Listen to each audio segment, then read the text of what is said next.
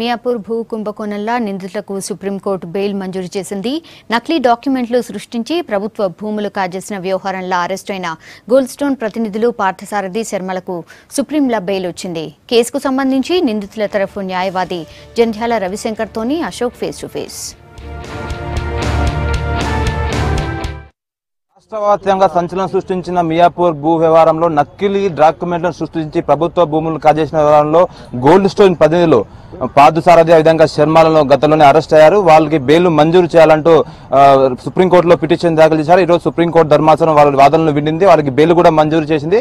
వాళ్ళ తరపున వాదనలు వినిపించిన లాయర్ రవిశంకర్ గారు మన దగ్గర ఉన్నారు. సార్, రవిశంకర్ గారు చెప్పండి సార్, బెయిల్ వచ్చారు ఇక్కడ ఏ విధంగా సాగింది వాదన? కింద కోర్టులో మాకు ఇది ఇంకా దాంట్లో ఇన్వెస్టిగేషన్ పూర్తవ్వాలి, ఇంకా జరగాల్సి ఉంది, ఇవన్నీ రాశారు. మేము వచ్చి వారిని ఆల్రెడీ పోలీస్ కస్టడీ కూడా పెట్టుకున్నారు. పోలీస్ కస్టడీ కూడా 2 రోజులు ఇచ్చారు అని చెప్పడం జరిగింది. పోలీస్ కస్టడీ కూడా అయిపోయింది.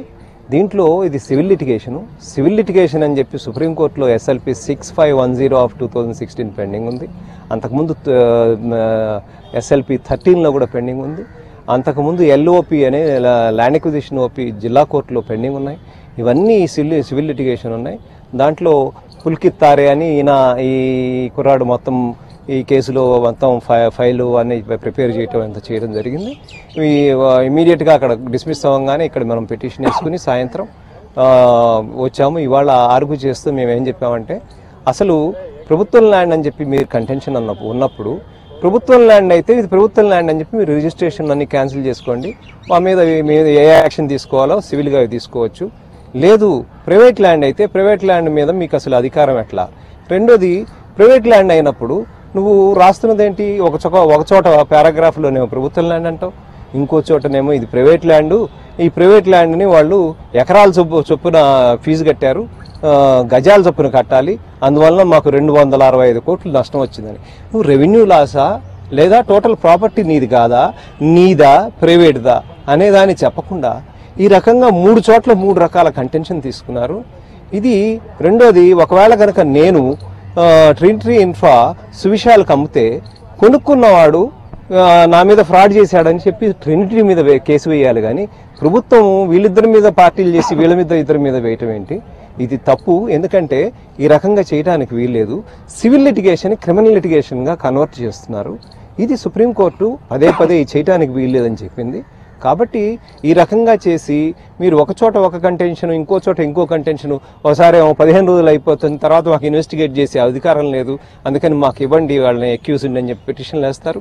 ఆ పిటిషన్లు వేసి 2 రోజులు తీసుకుంటారు. తీసుకున్న తర్వాత మీ 2 రోజుల కస్టడీ కూడా అయిపోయింది, 15 రోజుల టైం కూడా అయిపోయింది. ఇంకా ఏ విధంగా అక్యూజ్డ్ మీకు అవసరము?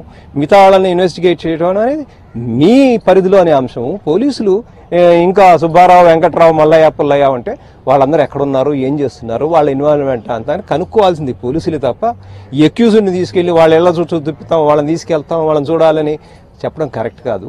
కాబట్టి ఇది పూర్తిగా సివిల్ లిటిగేషను. దీన్ని సివిల్ లిటిగేషన్ క్రిమినల్ కింద కన్వర్ట్ చేశారని మేము వాదించడం జరిగింది. దానికి రాష్ట్ర ప్రభుత్వం నుంచి ఎవరు వాదించారు? రాష్ట్ర ప్రభుత్వం గురించి వారు ఎవరు అంటే కేవేట్లు అవేం లేవు. మేము వేసాము, కోర్టు వారు విని వెంటనే ఆర్డర్ పాస్ చేయడం జరిగింది. జడ్జిలు అగర్వాల్ గారు, కౌల్ గారు ఇద్దరు ఇవాళ వెకేషన్ బెంచ్లో ఇచ్చారు. సో ఇది మొత్తానికి మియాపూర్ భూ వ్యవహారంలో మొత్తానికి చివరికి నిందితులకు 2 బెయిల్ మంజూరు చేసింది. కెమెరామెన్ నాగరాజ్తో అశోక్, V6 న్యూస్, న్యూఢిల్లీ.